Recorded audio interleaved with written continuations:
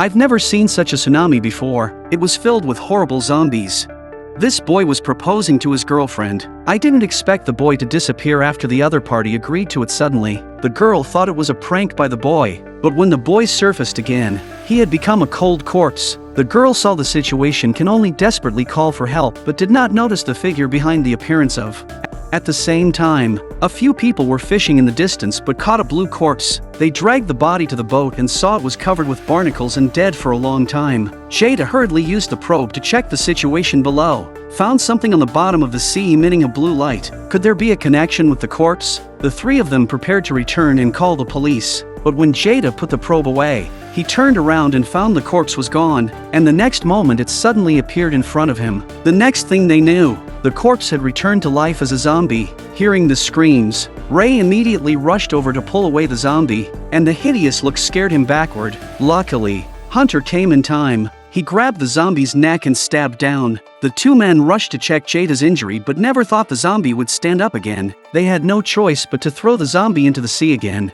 Hunter called his wife Sophia while rushing to the shore. When the two returned to shore, Sophia, who was a doctor, followed the ambulance to here. After handing over the injured Jada to the hospital, Hunter then told the sheriff what had just happened. The two men soon arrived at the place of the accident. To figure out the source of the blue light, Hunter again threw the probe into the sea. As the probe slowly penetrated the bottom of the sea, a shipwreck appeared in front of them. The blue light was emitted from there, and the two men also found a mysterious figure. Hunter said the thing was a zombie, but the sheriff did not believe it. But laughing and laughing, the sheriff suddenly cannot laugh out, because at this time, the sea had appeared a large number of zombies were slowly approaching them.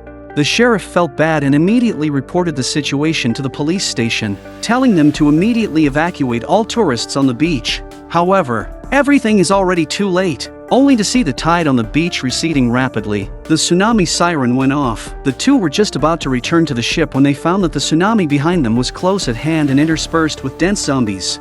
Zombie tsunami!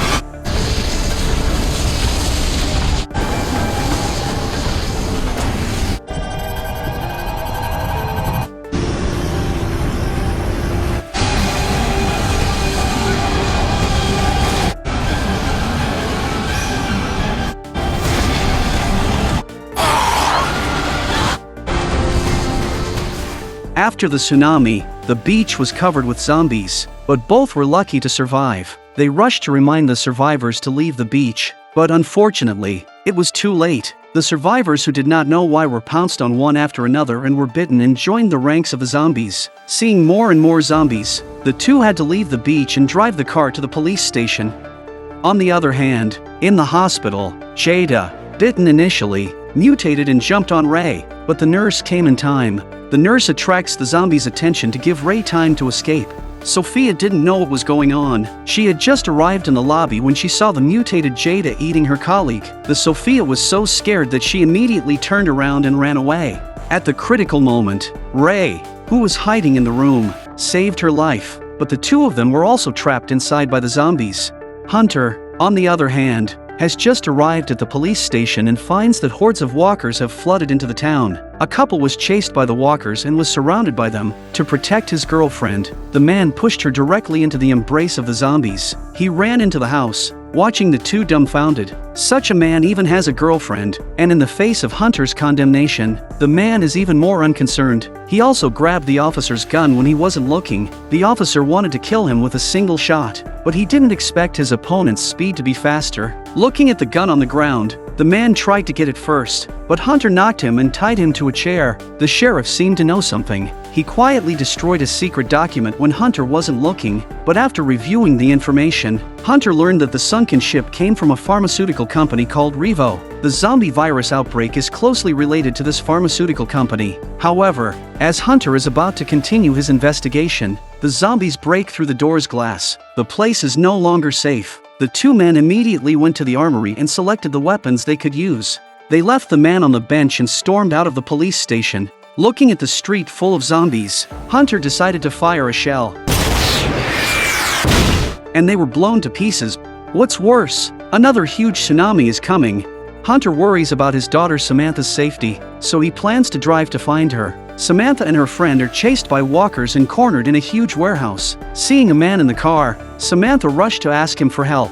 When they got into the car, the man became a protector and started head-to-head dueling with the corpses, but he was outnumbered and eventually became the food for the zombies. The two men abandoned him and closed the car door but found that the car could not be started. To cover Samantha's escape, her friend climbed under the car and used the song to attract the zombies' attention. At this time, Hunter and others also rushed over. Samantha saw the situation and rushed out of the car, and under cover of the sheriff, she successfully returned to her father's side. Her friend was in a bad way, as he was attacked by a walker who climbed on the car's roof. After leaving the warehouse, they planned to go to the hospital to look for Sophia. When they arrived at their destination, they found even more zombies here. They rushed into the hospital and kept the zombies out. Then they came to the corridor and found it cluttered. Samantha ran into a room and tried to call her mother, Sophia, but the sound disturbs all the walkers. Hunter and the sheriff had to fight the walker head-on, and a walker also found Samantha.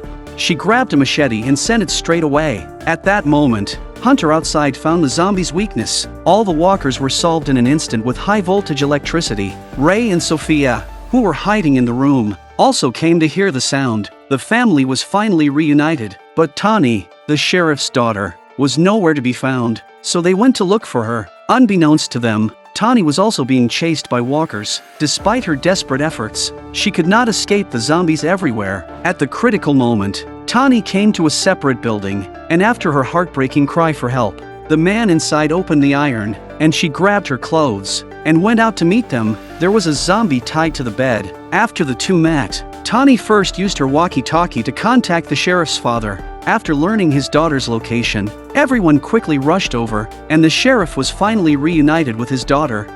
However, just as he called for backup, the zombie had just escaped from its restraints. The sheriff, who heard the sound, came to the basement and saw nothing. Suddenly, the zombie lunged from behind. The sheriff did not have time to dodge and was bitten on the arm. Others heard the scream and rushed over, only to see the zombie had come to the first floor. The house owner was knocked out with a stun gun during the crisis. Through chatting, we learned that the house's owner is an officer. This zombie is his research experiment. Officer found that electric shock can kill zombies. Hunter also thought he had killed many zombies in the hospital with high-voltage electricity at that time, so he immediately made a plan to stop the zombies. The plan was to bring all the zombies into the sea, then use high voltage to kill them, and finally blow up the wreck of the culprit. After the discussion, everyone immediately started to move. While passing through a cave, the dying sheriff revealed what he knew. It turns out that the zombie virus is the company developing an anti-aging drug to make out, and the Shipwreck is their secret experimental base. But I did not expect the drug to have mutated. The company sank the ship into the sea to eliminate all evidence. When the words left his mouth, many zombies came after him. The sheriff knew his days were numbered. He stayed in the cave to cover everyone's departure and dropped the grenade. The rest of the group came to the beach and prepared to split up, with the doctor and the others blowing up the wreck and Hunter's family going to attract the walkers. They throw the wires into the water, ride their tricycles, and play songs. The walkers heard the sound and were attracted to it. When they all entered the water, Samantha immediately pulled the electric switch. In just a moment of work, all the zombies were killed. The other side is not so smooth. To install the bomb, Doctor was going to dive into the bottom of the sea, but he didn't expect to be eaten by the zombies just after jumping into the sea. Ray had a bright idea to tie all the bombs to the anchor and then throw them into the sea. When the bombs sank to the bottom of the sea, he detonated them decisively. After an explosion, a tsunami swept over the sea. With the sea back to calm, the zombie crisis is completely over. In the end, Hunter and his family were lucky to survive, living a happy life. The special effects of this movie are not very good, but the plot is still worth watching. Remember to subscribe to my channel, and we'll see you next time.